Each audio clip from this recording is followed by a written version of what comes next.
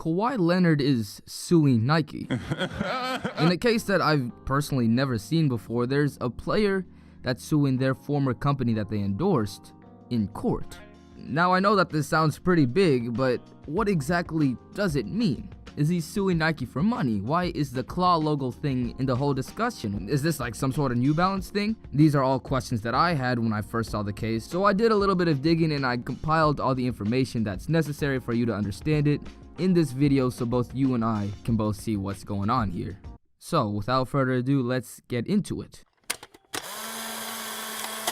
So before we start, we gotta talk about Nike and Kawhi Leonard. Now, as we all know, he was sponsored by the Jordan brand, which is basically a part of Nike. Somewhere along the line in the partnership around 2013 to 2014, very likely after his finals MVP, Kawhi and Nike had talks about creating a logo.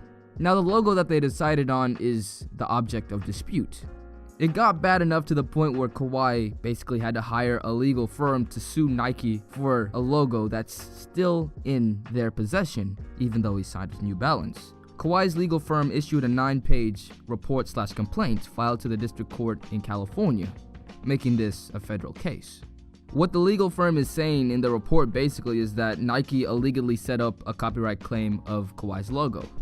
Now, a copyright is basically where you're able to take an object that someone has made. This is known as intellectual property, basically an idea that somebody puts down on paper, whether that be like a script or a logo or anything like that.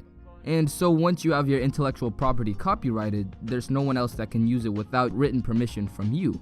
And if people do use it, then you can sue them and take compensation for whatever they're using for it, etc., etc. So basically what you do to register a copyright is to prove either one, that you're the author, or two, get permission from someone associated with the author. There's a third, slightly more complicated way that involves the derivative work.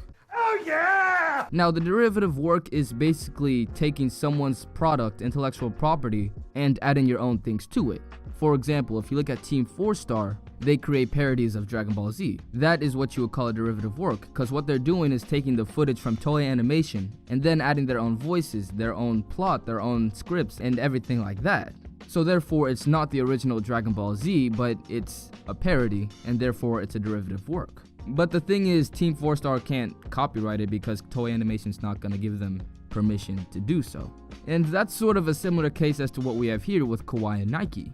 Allegedly, what happened was that Kawhi Leonard took a logo that he'd been working on in college and gave it to the Jordan brand design team. And from there, they created multiple versions of the logo from that. And Kawhi denied each and every one of them until June 2014, where both the team and Kawhi were able to come to an agreement on what the new logo should look like.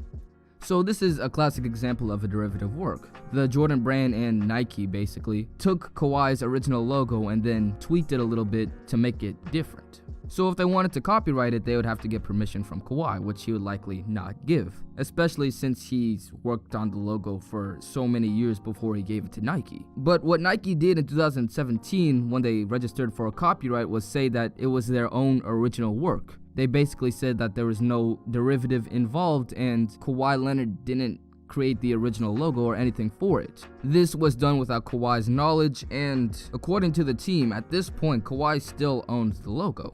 A few months later, Kawhi applied for a trademark on his logo, which is basically a thing that says that this is the authentic object. They applied for the trademark while still not knowing that Nike owned the copyright. Kawhi and his company thought that they were able to use the logo in any which way that they wanted to because they were the only ones in ownership of the actual logo. There really isn't a problem with this until about a year later, where Kawhi signs with New Balance in November of 2018. Just a month after he signed with New Balance, one of Nike's leadership positions told Kawhi's representatives to stop using the logo on non-Nike goods, which of course was essentially banning him from using it on any products because he wasn't with Nike anymore. Of course, then Kawhi's representatives answer back saying like, no, this is our product, this is Kawhi's logo, you can't do that, and which of course is the obvious thing to do. He was just about to come out with a signature shoe, he was already with a new brand, they were starting to use him more in the promotions and things like that, and he needed to use his logo in order to establish that connection. But they were unable to because Nike still owned his logo legally, which doesn't make sense. Nike apparently thought that it made sense to them, however, because in March they asserted that they held all intellectual property rights to Kawhi's logo, and basically said that Kawhi and his group can't do anything with the logo if it's not on Nike, which of course is basically impossible at this point. So this drags on for a few months. Kawhi hires the legal firm, and on June 3rd, 2019, between games 2 and 3 of the NBA Finals, they issue the report. Now, what we can take away from this is that there's two motives here. Number one, Kawhi wants full use of his logo, which is pretty obvious given the circumstances. And number two, New Balance wants publicity. Nike really can't do anything in this situation without really hurting their reputation, either with their customers or with the athletes that they sign with. Kawhi is in the spotlight right now. He's at the highest point that he'll be at in the season. I mean, he's in conversation for being the best player in the league, and he's currently the best player on a team that's competing with the Golden State Warriors. So anything that has to do with Kawhi right now, especially in something as controversial like this, is going to be big. And since it's so big, if Nike disputes the claim, it'll make them look really, really bad. I mean, why would you keep a logo for a player that's not signed with you anymore? And even if they do agree that, yeah, we shouldn't have done that and things like that, they still essentially stole from Kawhi. They claimed that the logo was their own, and then even tried to stop Kawhi from using it from things that weren't Nike. And this all hinges on a copyright that wasn't allowed by Kawhi, the original author. All the laws of derivative works require written permission for a copyright, and Nike didn't have permission from Kawhi or even recognize him as the original author. And while this is making Nike look bad, New Balance can use this to their advantage. When they almost inevitably win the logo back, they could use this as a marketing opportunity. A lot like when Nike created the banned Air Jordan 1s, where they greatly increased the popularity of the shoe just by introducing an enemy to an element of the shoe. In that case, it was the colorway. In this case, it would be the logo. And this will also increase the visibility of the company in basketball more so than it already has been. And once the case is won here against Nike, it'll be shown that New Balance has some sort of victory over the basketball behemoth that is Nike, and it will increase their popularity. So overall, this was a great move by Kawhi, New Balance, and the legal team.